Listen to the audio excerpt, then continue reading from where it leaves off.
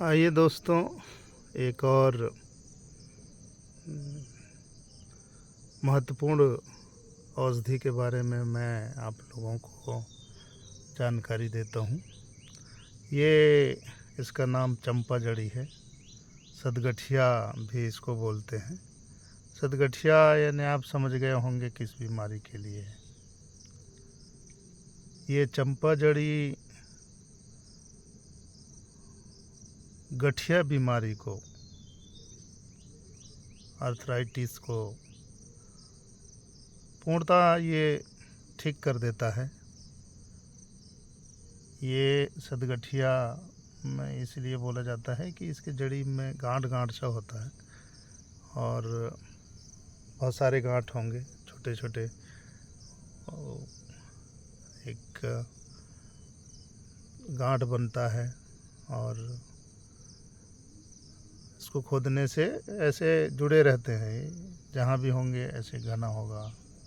और करीब से देखें, इस तरह का घना होगा। इस तरह के और पत्तियां दिखाई देती हैं, लेकिन ये जो है ये ज़मीन में जाके चिपकता है। अभी ये सड़ने लगा है, क्यों बारिश के शुरू में तो बहुत उगता है, लेकिन वो अब बारिश बंद होगा तो ये गल जाएगा और इसका कंद जो है बना रहेगा। ये आज के युग में खान पान में परिवर्तन और लाइफ स्टाइल में परिवर्तन और शारीरिक मेहनत कम करने के कारण बहुत लोग गठिया बीमारी से पीड़ित होते हैं। खास करके एजेड लोगों को बहुत होता है। तो उसके निजात के लिए ये दवा बहुत उपयोगी है। इसके साथ और कोई दवा मिलाने की ज़रूरत नहीं है। इसको यदि देना है तो इसके जड़ी को खोद लें, जड़ी को खोद करके पीस लें।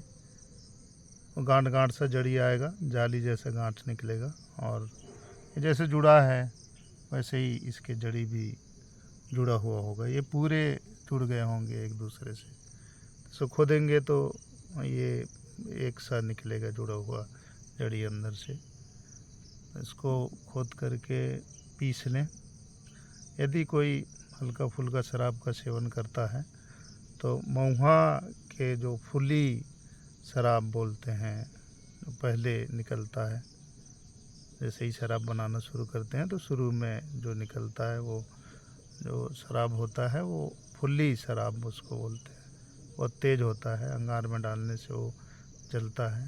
तो उसमें करीब 15-20 ml शराब में मिला करके दे दें। उससे जो दर्द है वो बहुत जल्दी ठीक हो जाएगा, क्योंकि शराब के साथ ये जड़ी जैसे ही शरीर में प्रवेश करता है तो वो रक्तों के साथ में सभी जगह पहुंच जाता है। लेकिन अमूमन जो सेवन नहीं करते हैं शराब का, वो उसको गुड़ के साथ गोली बना करके दें। और शराब के साथ कंटिन्यू ना दें, बहुत ज़्यादा पीड़ा है तो उस समय दें, अन्यथा वो व्यक्ति शराब का आदी हो जाएगा। पहले 15 ml पिएगा, फिर 20 ml, फिर 30 ml, इस तरह का। तो कंटिन्यू देने की ज़रूरत नहीं है, पर बहुत ज़्यादा पीड़ा है तो उसको शराब के साथ एक बार दे सकते हैं। उसके बाद वो कंटिन्यू गुड़ के साथ खाए तो मिल जाएगा। ये जड़ी ही बताता है कि ये जो गठिया बीमारी है उसको ये कैसे ठीक करेगा। इसकी जो शेप है, आकार है, ये ज़मीन से जुड़ा होता है। मैंने जंगल में ढूंढ रहा था तो बहुत जड़ी जो है ये इसके पत्तियां गलने लगे हैं। इस साल बारिश भी हुई है, इसलिए भी ज़मीन से चिपके होने के कारण जो नमी है वो उससे पत्तियां गल रहे हैं। यहीं थोड़ा सा इसके पत्तियां ठीक है तो ये देख लें, पहचाने। इसको चंपा जड़ी के नाम से बोला जाता है। आप पहचानते होंगे तो दूसरा भी बोला जाता होगा। ये मैं बड़ा कॉन्फिडेंस के साथ बोल रहा हूँ। ये मेरी माँ के द्वारा बताया गया जड़ी है। करीब मेरे को 45 साल पहले मेरी माताजी बताई थी, और मेरी माताजी देती भी थी ये, इसलिए कोई शंका की बात नहीं है, वो ठीक होगा ही। इसको भी गठिया बीमारी है, वो एक माह के सेवन से ठीक हो जाएगा और दोबारा होगा भी नहीं, क्योंकि वो मौसम में होता है, वो ठंड में होता है या अचानक बादल आने से या जो भी दर्द होता है, तो वो एक माह के सेवन से दोबारा फिर उसको दर्द की पीड़ा को झेलना नहीं पड़ेगा, क्योंकि उसका जो दर्द होता है थोड़ा कनकना दर्द होता है, वो मानसिक यानी मस्तिष्क में भी थोड़ा प्रभाव डालता है। तो है तो ऐसे आम बीमारी, लेकिन वो मानसिक थोड़ा विकृति भी लाता है, इसलिए इस दवा से उसका निजात पूर्णतः संभव है। पूर्णतः क्या, एक माह में बिल्कुल वो ठीक हो जाएगा। ये तो मैं इसके लिए चैलेंज भी कर सकता हूँ कि ये इतना पावरफुल दवा है।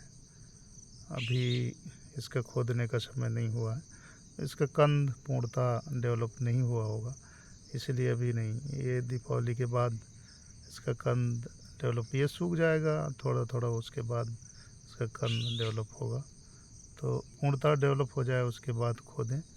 वनस्पति है, इसलिए इसको खोद करके बेकार न करें, बने रहने दें, ताकि ये सस्टेनेबल हो,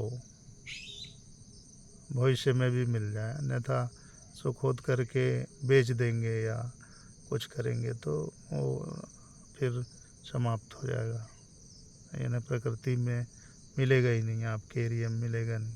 जैसे सेलिंग होती है दुकानों में, तो बहुत लोग खोदते हैं और दुकान में सेल कर देते हैं, बेच देते हैं, तो उससे बहुत जड़ी बूटी जो है विलुप्त सा हो रहा है। और इसको बनाए रखने के लिए ज़रूरी है कि इसका जितना उपयोग है उतना ही खोदें, बाकी को रहने दें, और एक आध इसके जड़ी को भी अंदर रख देते हैं तो वो फैल करके इस तरह से हो जाएगा, बारिश भर में ऐसा फैल करके और उग जाएगा। तो ये इसको देख लें, पहचान लें। अन्य जड़ी भी इसी तरह से फैले होते हैं, पर ये चिकना होता है, ये चिकना होगा, पत्ती थोड़े पतले होंगे अन्य जो जड़ी इससे मिलते जुलते हैं उनसे, तो ये इस तरह का इसका पहचान होगा। कभी ज़मीन से ऊपर भी आता है, लेकिन फिर वो डाउन होकर के उसकी पत्तियां ज़मीन की ओर ही जाती हैं। तो ये आर्थराइटिस के लिए, आर्थराइटिस के लिए और गठिया के लिए, जिसको गठिया बोलते हैं, वो उसके लिए बड़ा उपयोगी है। नाम फिर से सुन लें, इसको चंपा जड़ी कहा जाता है। ये सादरी में मैं बोल रहा हूँ, लेकिन ये सदगठिया ये इसका नाम है। तो दोस्तों, इसका उपयोग करें, इसके लिए कोई ज़्यादा कुछ की आवश्यकता नहीं है। ये अकेले जड़ी ही उसके लिए उपयोगी है। तो अकेले जड़ी है तो खोद करके आप पहचानते हैं, आपके एरिया में दिखाई देता है, तो खोद करके पीड़ित को दे सकते हैं, जिससे उसकी बीमारी जो है दूर हो सकता है और आपको दुआएं देगा। आप को इसलिए कि पीड़ा होती है और पीड़ा का आप हरण कर दें तो स्वाभाविक है आपको लोगों का जो दुआ है वो मिलेगा। एक सेवा भावना से आप देते हैं, तो इसके लिए भी अब मैं बार बार बोलता हूँ कि ये जो वनस्पति हैं, जंगली जड़ी बूटी हैं, इसके लिए किसी प्रकार का पैसे ना लें। जैसे बस्तर में मार्केटिंग किया जाता है ना, वो ठीक नहीं है।